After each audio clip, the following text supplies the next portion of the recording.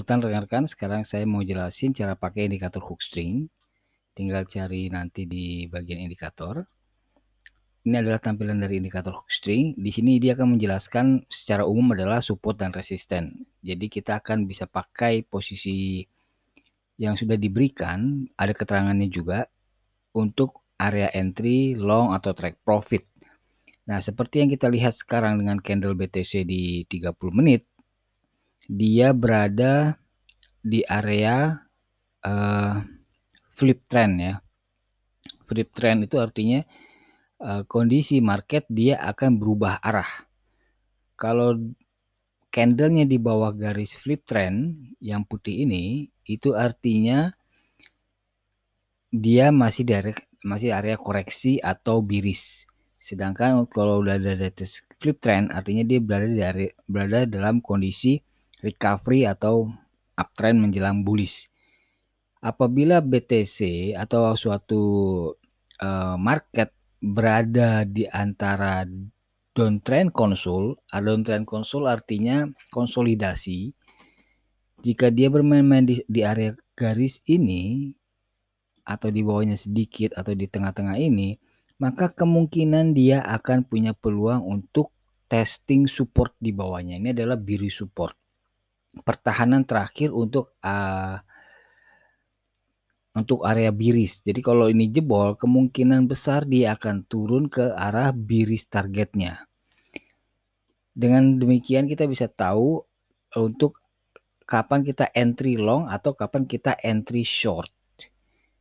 Jika ketemu support, pada umumnya candle akan mantul atau terjadi penolakan untuk pertama kali. Dia akan naik dulu.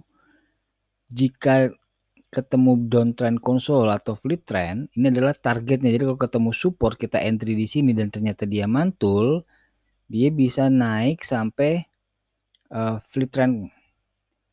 Tapi pada umumnya, jika memang situasinya sangat bearish, dia akan ditolak di daerah downtrend konsul.